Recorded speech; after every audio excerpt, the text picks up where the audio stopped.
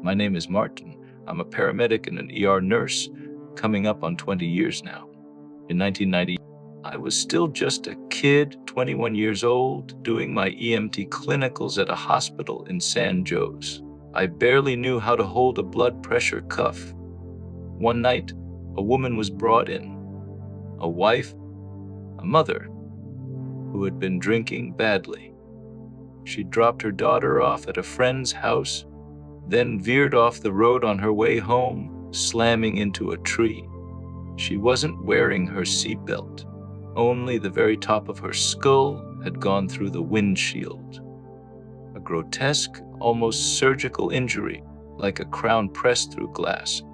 I stood at the foot of her bed, just a baby EMT, allowed to do little more than observe.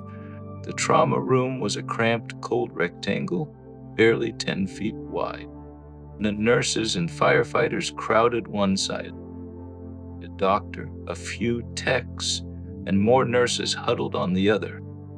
And I stood there feeling it, a sadness so heavy it was like wading into a freezing pool, pressing against my skin but not quite covering me. It wasn't grief exactly, it was something stranger. Then I turned around.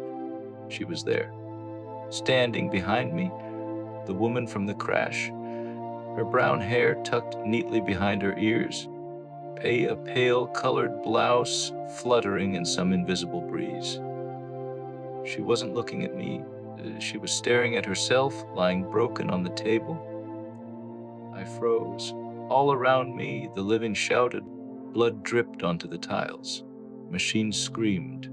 But she was calm. Silent, I screamed.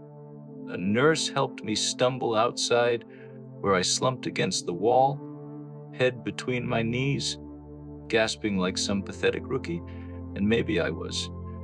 In that moment, I doubted everything, whether I was cut out for this job, for this world where life slipped away so easily and the dead sometimes lingered. After that, death seemed to find me easily. At the amusement park where I worked part-time, a man jumped a fence chasing after a hat and was killed instantly, his jaw ripped away by a roller coaster. That night, we watched the surveillance video over and over in the security booth, our faces lit blue and pale.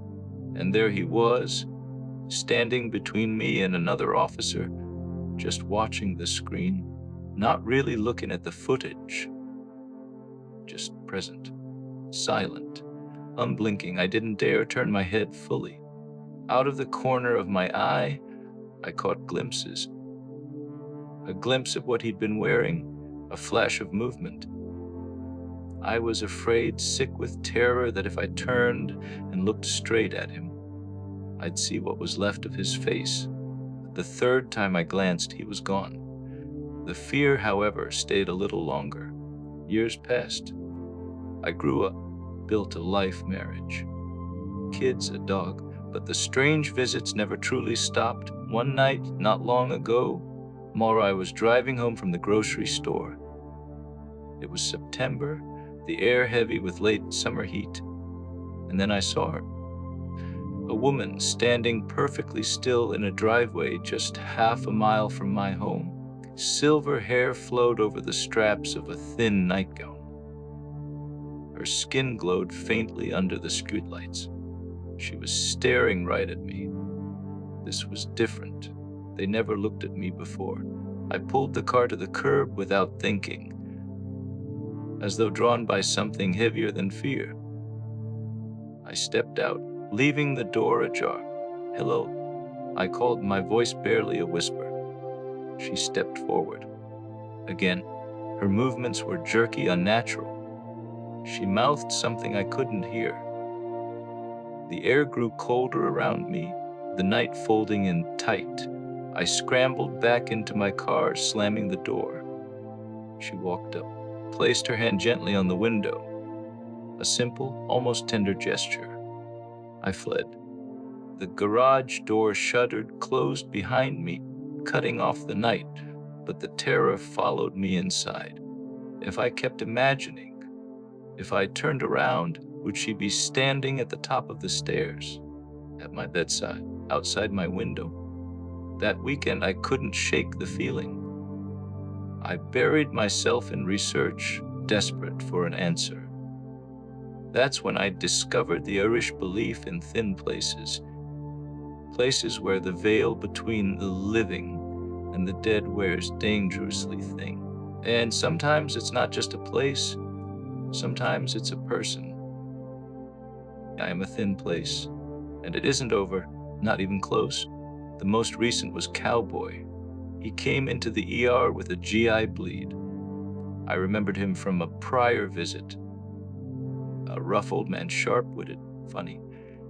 We'd swapped stories the last time, laughed about ridiculous things, like how, after seeing what coffee, ground vomit looked like, he swore he'd never drink coffee again.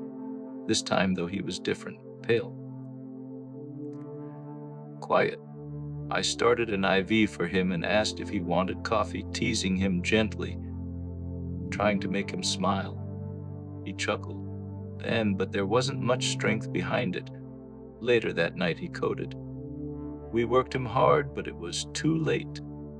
He was gone. We cleaned him up as best we could, made him presentable for whoever would come claim him. Then I left, walking the long corridor back toward the ER, typing my notes, trying to shake the growing chill in my gut. Maybe 25 minutes passed before I decided to return. I wanted to help move the body if needed. When I rounded the corner, a man was standing by Cowboy's bed. He wore a blue plaid shirt, ram blue jeans, boots. A battered cowboy hat sat low on his forehead. I stopped, startled. Family, I thought. Maybe a brother, a son. I backed away quietly to give them space. I didn't want to intrude on their grief. When I returned later, the room was empty. No family had been there. The mortuary hadn't even arrived yet. I checked the drawers to gather Cowboy's personal items. In the bottom drawer, tucked neatly inside, was his cowboy hat, the same one I had seen moments before, sitting atop his body, untouched and folded beneath it. The same blue plaid shirt, the same boots. I stared, heart pounding, as the terrible realization sank in. Cowboy hadn't been waiting for family, he'd been waiting for me. And this time, unlike all the others, I wished I'd stayed. I wished I'd said goodbye.